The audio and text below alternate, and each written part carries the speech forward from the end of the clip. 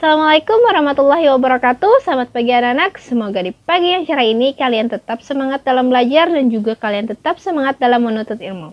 Alhamdulillahirrahmanirrahim. Jumpa lagi dengan Ibu pada mata pelajaran fikih kelas 9. Sebelum kita ke pembelajaran, alangkah lebih baiknya kita berdoa terlebih dahulu supaya pembelajaran kita pada hari ini itu dapat bermanfaat dan juga kalian yang belajar itu dapat mengerti pembelajaran kita pada pagi hari ini. Oke, berdoa dimulai. Bismillahirrahmanirrahim.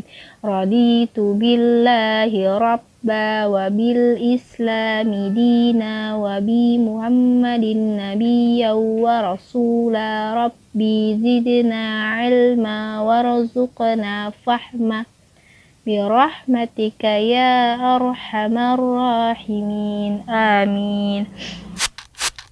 Oke, sebelum kalian mengklik video ini, langkah lebih baiknya kalian telah mengisi ataupun sudah mengisi link absen yang Ibu siapkan di Google Classroom. Oke, sebelum kita ke pembahasan, Ibu ingin menyampaikan terlebih dahulu tujuan pembelajaran kita pada pagi hari ini. Oke, yang pertama, siswa mampu menjelaskan pengertian qiraat dengan benar. Yang kedua, siswa mampu menjabarkan rukun dan syarat qiraat dengan benar. Yang ketiga, siswa mampu memaparkan manfaat dari qiraat dengan benar. Oke, itu tadi tujuan pembelajaran kita pada pagi hari ini. Kita lanjut ke pembahasan pembelajaran kita pada hari ini. Qiraat. Nah, qiraat itu dalam kitab Fathul Qorib Al-Mujib oleh Syekh Muhammad Ibnu Qasim Al-Ghazi menyatakan bahwa qiraat adalah penyerahan harta dari sohibul mal kepada pengelola dana sebagai modal usaha di mana keuntungannya dibagi di antara keduanya. Jadi, qiraat adalah sebuah kerjasama dalam bentuk peminjaman modal usaha yang mana nantinya keuntungannya dibagi di antara keduanya. Oke, qiraat ini disamakan juga dengan mudharabah, yang mana biasanya qiraat ini dilakukan oleh pemilik modal, baik itu perseorangan atau suatu lembaga, kepada seseorang yang memiliki kemampuan dan juga kemauan untuk melakukan usaha, yang dimana keuntungan itu akan dibagi di antara keduanya sesuai dengan perjanjian atau pemufakatan yang dilakukan di antara keduanya.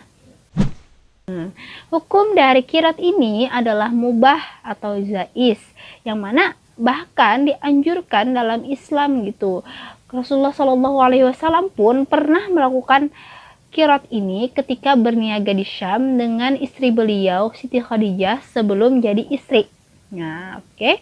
Adapun dalil yang menyatakan bahwa qiraat ini diperbolehkan itu dalam Quran Surah Al-Baqarah ayat 198.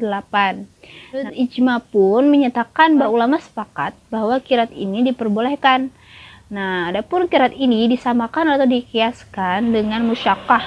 Apa itu musyaqqah? Musyaqqah itu adalah menyuruh seseorang untuk mengelola kebun. Nah, yang mana di satu sisi kan orang kaya memiliki harta namun tidak bisa mengusahakannya. Nah, sedangkan orang miskin itu punya kemampuan dan kemauan untuk melakukan usaha namun tidak ada modalnya. Jadi di antara keduanya ini dapat bekerja sama untuk menghasilkan suatu usaha dan juga menghasilkan keuntungan dalam suatu usaha tersebut. Adapun rukun dan syarat dari qiraat ini, yang pertama yaitu adanya sohibul mal dan amil atau pemilik dana dan juga pengelola dana. Nah, yang mana syaratnya itu haruslah dewasa, berakal sehat, dan juga sama-sama rela. Yang kedua yaitu adanya mal atau harta, yang mana hartanya itu harus jelas jumlahnya dan juga diketahui antara pemilik modal dan juga penerima modal. Yang ketiga yaitu adanya pekerjaan atau usaha yang akan dilakukan, yang mana di sini biasanya usaha yang dilakukan ini adalah tergantung pada penerima modal. Namun, pemilik modal pun perlu mengetahui usaha apa yang akan dilakukan oleh penerima modal. Yang keempat yaitu keuntungan. Besar kecilnya keuntungan hendaknya nantinya disepakati atau dibicarakan terlebih dahulu antara pemilik modal dengan penerima modal. Yang kelima, dari syarat dan rukun dari qirat itu adalah adanya ijab kabul dan juga perjanjian. Oke. Selanjutnya itu larangan-larangan dari qirat. Yang pertama larangannya itu adalah melakukan atau mengingkari dari perjanjian antara keduanya, baik itu penerima atau pemilik modal. Yang kedua, tidak boleh menghambur-hamburkan modal atau dana yang telah diberikan oleh pemilik modal. Yang ketiga yaitu dana yang diberikan itu tidak boleh dipakai untuk kepentingan sendiri. Oke, selanjutnya itu adalah macam-macam qirat. Qirat itu ada dua macam. Yang pertama qirat mutlak, yaitu penyerahan dana kepada pengelola usaha itu dengan tanpa adanya batasan gitu. Yang kedua itu adalah qirat muqayyad, yang mana penyerahan dana kepada pengelola usaha atau pengelola dana dengan adanya batasan. Batasan ini bisa berupa jenis usaha atau ukuran dari usaha tersebut dan lain sebagainya, sesuai dengan kesepakatan yang telah dilakukan antara pemilik modal dan pengelola modal. Selanjutnya itu adalah bentuk-bentuk dari qirat.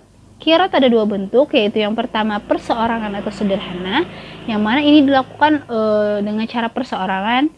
Yang kedua itu adalah qirat dalam bentuk badan usaha atau modern gitu ya, yang mana ini biasanya dilakukan di bank-bank sekitar kita.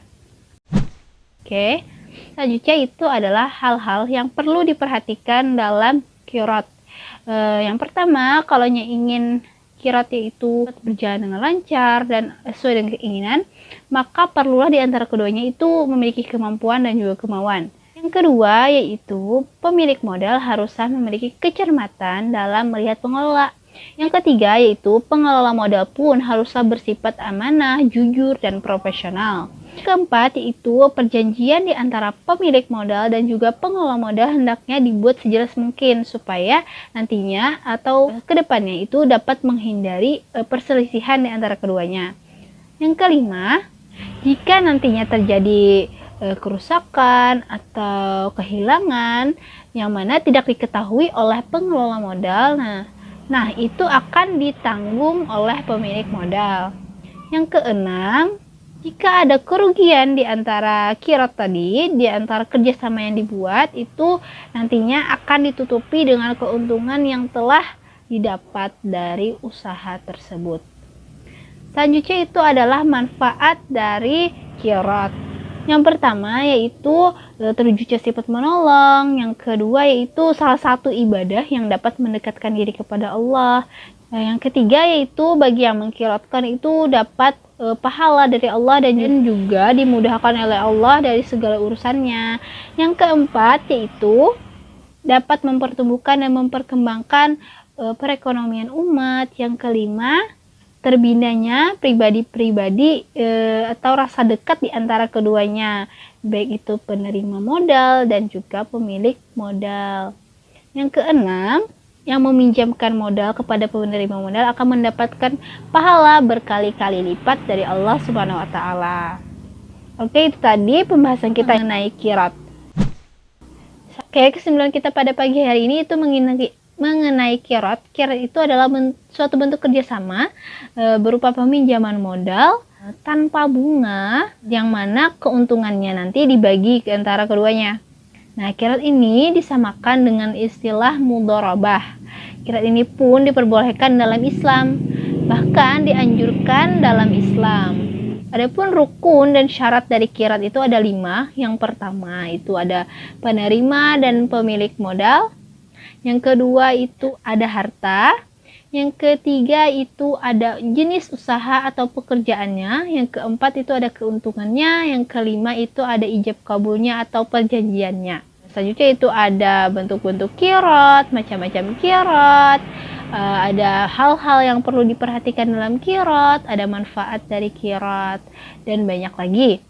Nanti setelah pembelajaran ini, Ibu akan mengirimkan soal atau tugas untuk menilai kalian Apa kalian sudah paham mengenai materi kita pada pagi hari ini?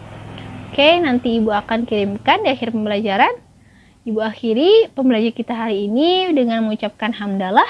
Alhamdulillahirrabbilalamin. Assalamualaikum warahmatullahi wabarakatuh.